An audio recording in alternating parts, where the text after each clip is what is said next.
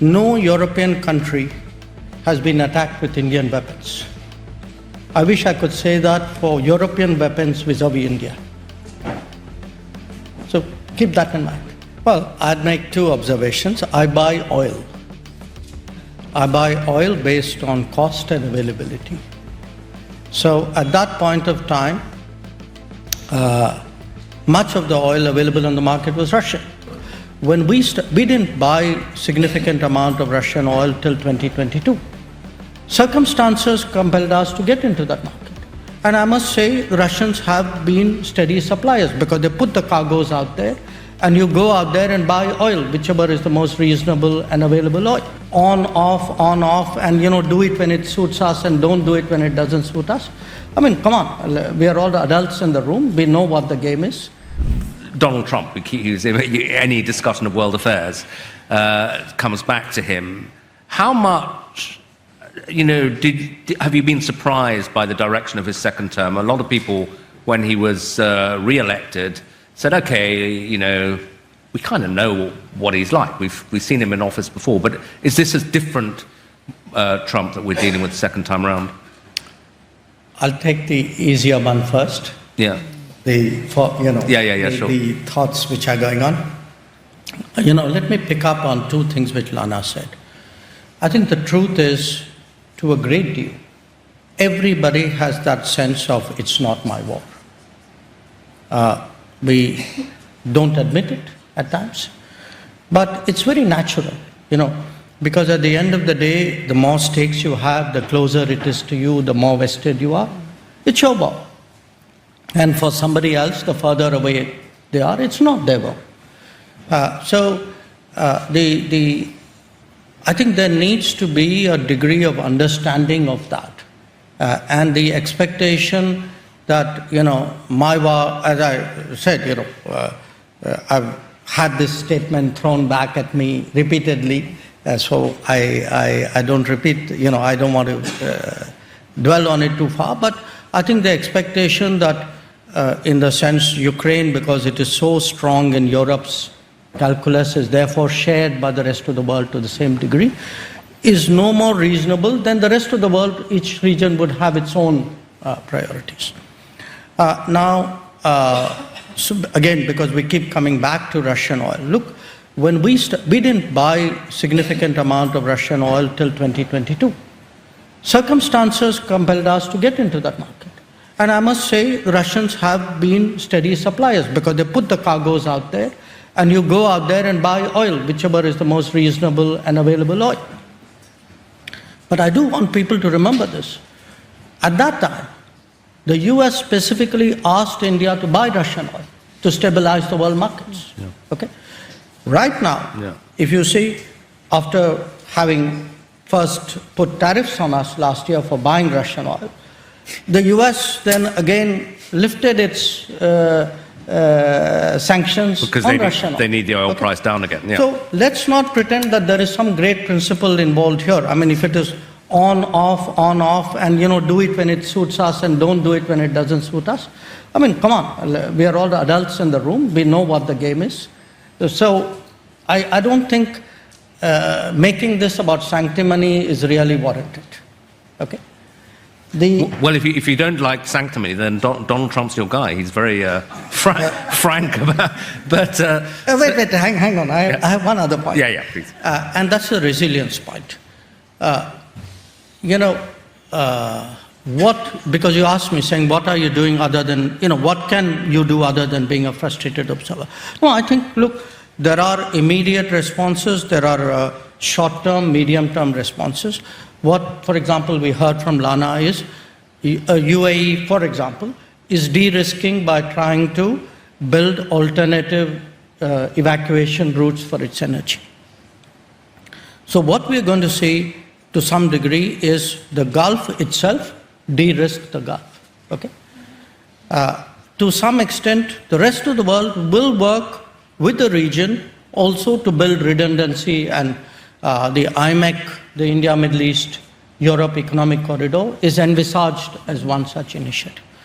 But the third one, which is really interesting, I cite my own country as an example. Today, our largest oil supplier, little less than 40% is Russia. Our largest gas supplier is the United States. And that was not the case till the 28th of February of this year. The main supplier was Qatar. Sure. So what is happening is the world is also de-risking on the region. People are looking for alternative energy sources and saying, okay, I'm prepared to buy at longer distance, maybe at a higher cost, but there is a greater security about it, predictability about it. So what I see in a way is that the global energy scenario will fundamentally change after this. Now, I'm not unidimensional. I'm not saying, for example, in India's case, our relationship with the Gulf is only about oil. As I said, we have many other factors, including people, talent, skills, business, security. But definitely, the way the energy flows were on the 27th of February before this war started, it's going to be significantly different, possibly irreversibly different, once this phase is over. So in an interesting way, just like the Ukraine conflict changed the energy flows for this region, what the Iran conflict is going to do is probably change the energy flows for Asia, certainly, possibly for much of the world. Your question Yes. on Trump, I was coming to that. Look, it is natural that people would extrapolate from one term to another. But it is also a fact that the second term, the politics of the second term was significantly different. And I think the politics of that and how America itself and American, sort of institutions and systems have reacted to that has been extrapolated onto the rest of the world. In a sense, the answer is a kind of a yes and a kind of a no. I think what the first term and the run-up to the election had shown us was that there would be a very high degree of change. Okay, and you have to kind of acknowledge it, that much of what happened was actually declared in advance. Tariffs, for example. It's just that a world accustomed to its habits did not actually think this would be carried out. This is rhetoric, but it won't become policy, or policy would not become practice. There would be, countries who in other areas were all affected, like in tariffs. There would be some countries who were more affected on, say, immigration. So pick the issue and you would get, the world was unevenly impacted. But absolutely, I think all said and done, the world really did not see the intensity of that departure from previous policies in the second term. Your response... So to clarify, that includes Iran. You regard yourself as having good, strong relations with Iran? Yes, we have good relations, very substantial relations with Iran. Yeah. Now, I'm not saying the same. I'm not saying the four relationships are of the same quality. I mean, for example, clearly where the Gulf is concerned, we have 10 million Indians living in the Gulf. The largest number of Indian nationals who live outside India are actually in the UAE. Right. The Gulf countries are our primary energy suppliers. Many of them would be among our top 10 trading partners. I mean, if I use UAE as an example, you have a big community, huge trade,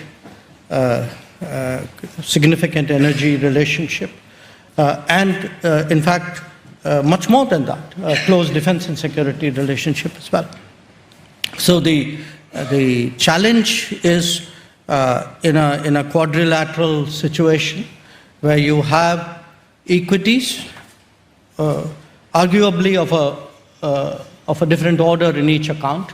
How do you manage them while addressing this conflict? Yeah. And they are, you know. And are you feeling the domestic consequences of the war already? Because I think India's been unusually vocal in saying, look, you know, the rising energy prices are driving people into poverty.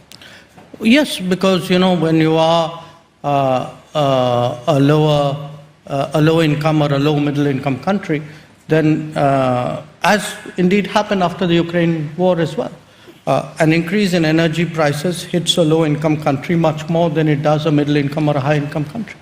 And are you just stuck in the role of kind of frustrated observer, or is there much you can do to try to help? Well, I think at this time, much of the world is stuck in the position of a frustrated observer. But a lot of countries are trying to do what they can in this situation. Yeah. So it's not for want of trying. I mean, I'm talking about us alone, but I think, certainly there are not that many countries who would have relations, decent relations with all the parties involved. So clearly we've sort of reasoned with the countries, we've been in touch with them.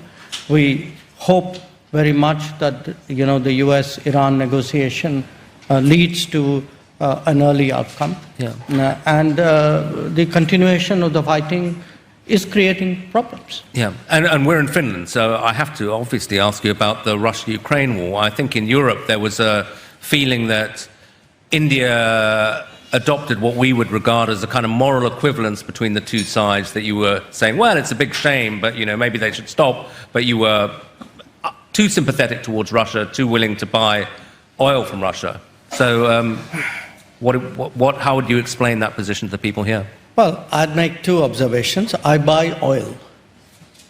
I buy oil based on cost and availability. So at that point of time, much of the oil available on the market was Russian, because Europeans were essentially buying up the Middle East oil, which was our traditional supply. So circumstances pushed us in a certain direction. But since you spoke about moral ambiguity, I would say this, you know, no European country has been attacked with Indian weapons. I wish I could say that for European weapons vis-a-vis India. So keep that in mind. Be more explicit so that people understand what you're saying. Europeans sell weapons which are used to attack India. Not now, for many, many years. We Indians have never done anything to endanger Europe. So I think that's a reasonable point. Okay.